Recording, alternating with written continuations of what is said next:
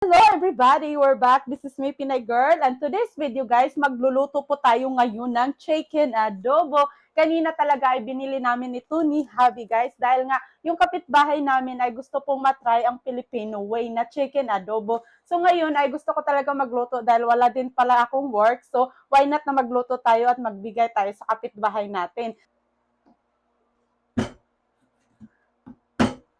Okay guys, umpisa na natin ang paghihiwa.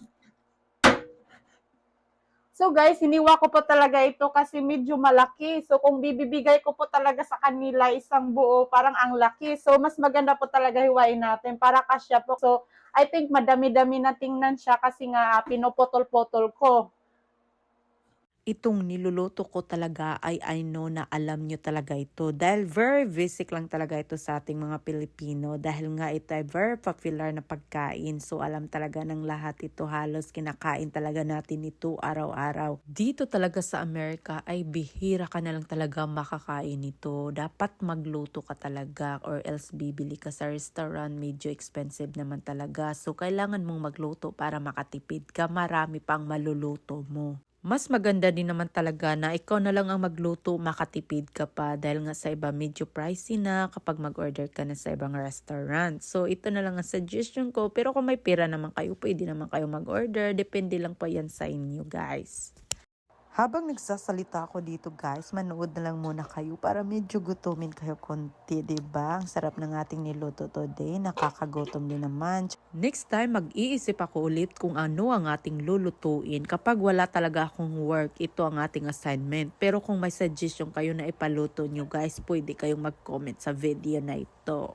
Sa totoo lang talaga guys, yung kapitbahay namin kapag makikita niya akong umuwi galing sa work, sinasabi na talaga sa akin, mag-order daw siya sa akin ng chicken adobo Filipino way. Sabi ko sa kanya, okay lang naman hindi ka mag-order, kapag magluto ako bibigyan kita. Kaya ngayon sabi ko kay Habi, magluto ako ngayon ng chicken adobo dahil may bibigyan tayong kapitbahay. So yun nga, sabi niya talaga sa akin na mag-order daw talaga siya kapag magluluto ako. Sabi ko sa kanya, bibigyan na lang talaga kita at hindi ako nagbibenta sa ngayon. Baka sa susunod bibintahan na kita, charot. So yun lang talaga ang sabi ko sa kanya. So ngayon nga naisipan ko na magluto para matikman niya naman ito. First time daw na kumain siya nito noon sa restaurant daw yun, ay sobrang sarap daw at hanggang ngayon ay hindi niya talaga makalimutan. Dito talaga sa Amerika, kapag magbigay ka talaga ng pagkain ay sobrang appreciated po talaga nila. Dito ko talaga na experience no na kapag magbigay ka talaga ng blessing sa kanila ay matutuwa po talaga sila at sobrang appreciate po talaga nila ang effort mo guys. Kaya nga habang nagluluto ako nito ay tingin-tingin muna kayo dyan para mas lalo kayong gutumin. So para mas mataas din ang ating mapag-usapan, mag-chika babe muna tayo mga kapinay girl.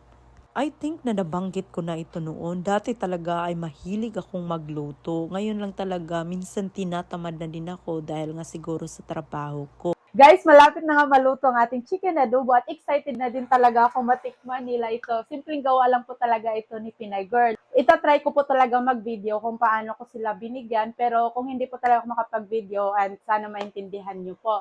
And excited na talaga ako matikpan nila ito dahil nga si Pinay Girl nagluto. Ito nga pala guys, nabili ko to kanina para medyo maganda tingnan. So dito ko po ilalagay ang chicken adobo. So apat po talaga sila na bibigyan ko.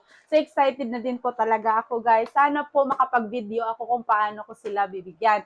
Wow, it's so yummy. Actually, nilagyan ko pala ito ng 4 na eggs para mas unique dahil gusto ko matikman nila na yung chicken natin ay with eggs. So ito na nga, ready to Ang ating serve. lalagyan para ibigay sa kanila. So, okay, umpisahan na po natin paglagay with rice po ito.